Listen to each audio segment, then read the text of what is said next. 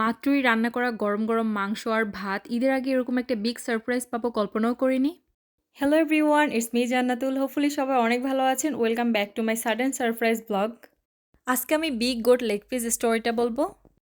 ফ্রিজে অনেক হাবিজাবি এরকম ফ্রোজেন অনেক কিছু কিনে রাখা আছে, বাট একদমই খাওয়া হয় নাই। দেখা গেছে মাঝে মাঝে খাওয়া হয়েছে। এখন যেহেতু কোরবান সামনে, ফ্রিজটা ভালো করে ক্লিন করে নিতে হবে, যেহেতু একটু স্পেস বেশি লাগবে। তারপর এই তো এয়ার ফ্রায়ারে আমি এখানে পটেটো দিয়ে নিলাম, আর সাথে ছিল চিকেন আর একটু ফিশ। দেন আমি এয়ার ফ্রায়ারে 20 মিনিটসের মতো কুক করে নিয়েছি। আর ফ্রোজেন এই টাইপের জিনিসগুলো আমার এয়ার ফ্রায়ারে করতে সব থেকে বেশি ভালো লাগে, কারণ কোনো ধরনের অয়েল ইউজ করতে হয় না। যখন আমার খাওয়াটা অর্ধেক শেষ হলো, তখনই আমার হাজব্যান্ডের কল আসলো, অ্যান্ড ও কল করে আমাকে অদ্ভুত টাইপের রিকোয়েস্ট করা শুরু করলো। অলমোস্ট তখন সন্ধ্যা 7টা বাজে। ও আমাকে রিকোয়েস্ট করলো গোট কারি খাওয়ানোর জন্য। আজকে রাতে 12টা হলো ওকে যাতে আমি গোট কারি রান্না করে খাওয়াই। বাসায় কোনো গোটের মাংস নাই, হঠাৎ দেখি সে কালো একটা ব্যাগ নিয়ে হাজির।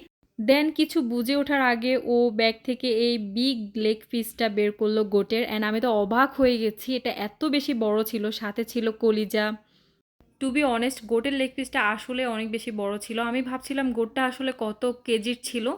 তারপর সে মাংসগুলো আমাকে কেটে দিচ্ছিল। মাশাল্লাহ, সে খুবই ভালো, আমাকে অনেক হেল্প করে।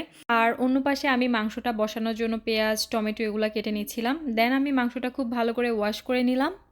তারপর এখানে আমি রান্নাটা শুরু করে দিলাম। সবার প্রথমে আমি এখানে পেঁয়াজ কুচি দিয়ে নিলাম, আর পেঁয়াজ কুচিটা আমি একটু বেশি করে দিয়ে নিয়েছি, আর সাথে আমি গোটা মশলা দিয়ে নিলাম। দেন একের পর এক গুঁড়া মশলা অ্যাড করে নিলাম। হলুদের গুঁড়া, মরিচের গুঁড়া, ধনিয়ার গুঁড়া, জিরার গুঁড়া। অলমোস্ট এখন 9টা বাজে। আমি মাংসটা মাত্র বসাতে যাচ্ছি, একদমই গরম গরম রান্না করে তারপর খাবো।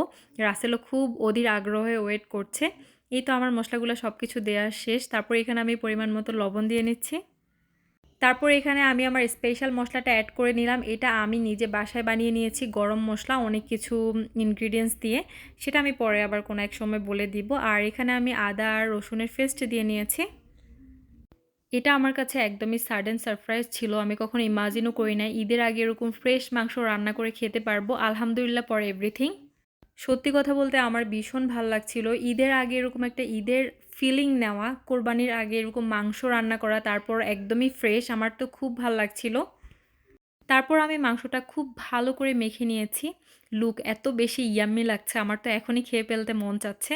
তারপর আমি এখানে সুন্দর করে রান্নাটা বসিয়ে দিয়েছি। খুবই হাই হিটে রান্না করছি আমি। আমার যেহেতু প্রেশার কুকার নাই, আমি ইলেকট্রিক চুলায় রান্না করি। প্রেশার কুকারে রান্না করলে এই রান্নাটা অনেক দ্রুত হয়ে যায়, বাট আমার অনেক বেশি টাইম লাগবে। যারা ইলেকট্রিক চুলায় রান্না করে তারা খুব ভালো করে বলতে পারবে এটা আসলেই কতটা টাইম কনজিউমিং বিফ বা গোট রান্না করা। তারপর বেশ কিছুক্ষণ আমি মাংসটা খুব ভালো করে কষিয়ে রান্না করে নিব। এই তো আমার মাংসটা অলরেডি কুক হয়ে গেছে। তারপর গরম গরম ভাতের সাথে গরম গরম মাংস দিয়ে নিয়েছি। বিলিভ মি, এটার টেস্টটা একদমই 100% কোরবানির মাংসের টেস্টের মতো ছিল। খুবই মজা লেগেছে। আলহামদুলিল্লাহ for today. Thank you everyone for watching this video. Bye by.